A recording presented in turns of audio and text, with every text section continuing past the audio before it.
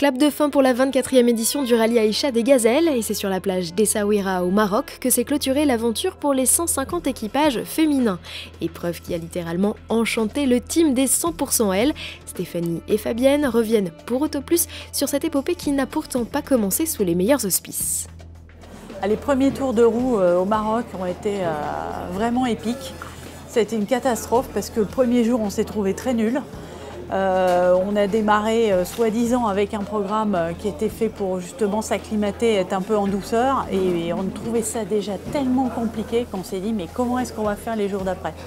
On a vu partir tout le monde comme une balle et nous on est restés plantés en se disant bon on va quand même regarder la carte, regarder les points, et c'est vrai qu'on les a vus partir et on s'est dit mais c'est pas possible, on va être en total décalage. Ce jour-là, on n'a pas trouvé le bivouac, on est rentré tard, il a plu. On a eu une tempête de sable, enfin on s'est dit qu'est-ce qui va nous arriver pour les jours d'après. Et on a eu un peu peur d'ailleurs, hein. On s'est dit mais comment va se passer le reste de la semaine? Heureusement ça s'est bien passé. On n'a pas vraiment ressenti la fatigue. Pas du tout. Pourtant on a roulé, je sais pas, je dirais en moyenne 15 heures par jour quand même, avec un terrain vraiment escarpé, des belles dunes, des murs de dunes. Et on n'a pas ressenti la fatigue du tout. Donc bon, ce qui était le plus dur à gérer, j'allais dire, c'est les baisses et les hausses de morale. Parce que vous trouvez une balise, celle d'après, vous avez du mal à la trouver. Donc ça redescend un peu au niveau moral sans être totalement découragé, mais disons c'est ça qui est le plus dur à gérer dans la course. Il y a eu quelques dérapages au niveau dans la voiture. J'avoue qu'il y a eu quelques noms d'oiseaux et autres sobriquets assez marrants. Ça va, on ne s'est pas... On s'est pas entretués. Voilà, on ne s'est pas entretués, on n'a pas été vraiment dur l'une vis-à-vis de l'autre. C'était plutôt de l'énervement, de l'impatience quand les choses n'allaient pas aussi vite qu'on le voulait.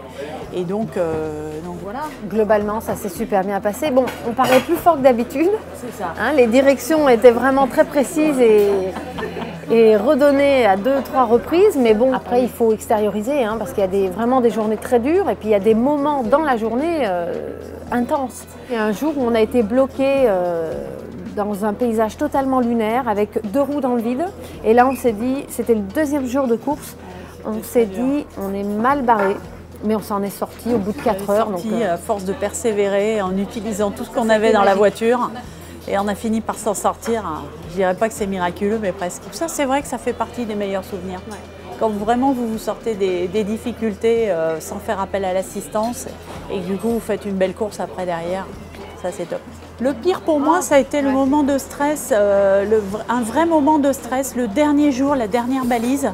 Je ne sais pas si c'était parce que c'était presque fini. On n'a pas trouvé cette dernière balise. Et par contre, on est arrivé au bivouac. Tout le monde klaxonnait, les filles étaient contentes parce que ça y est, c'était fini. Et nous, on s'est dit, puisqu'on est au bivouac, on ne va pas baisser les bras, on repart, alors que l'heure tournait et qu'on n'était pas du tout sûr de l'avoir. On l'a trouvé, mais là, on a été dans un mouvement de stress intense. Et là, pour moi, ça a été le pire. Ça a été le pire. Mais qui s'est fini en meilleur, hein. Voilà. Parce que la balise, au final, on l'a eu. On l'a trouvé. Et ces 54 balises nous ont permis de ramener 54 lots avec notre partenaire Bioderma, que nous avons remis il y a 2 semaines à l'Institut Curie, auprès de femmes qui sont en traitement contre le cancer du sein ou autre cancer.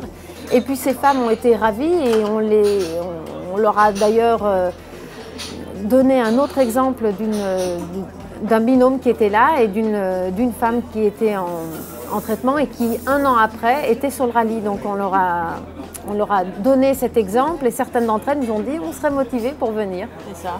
Donc c'était vraiment chouette. Une aventure humaine et sportive où les filles n'ont pas démérité, elle termine 6e du classement des premières participations et 27e au général sur 127 classés.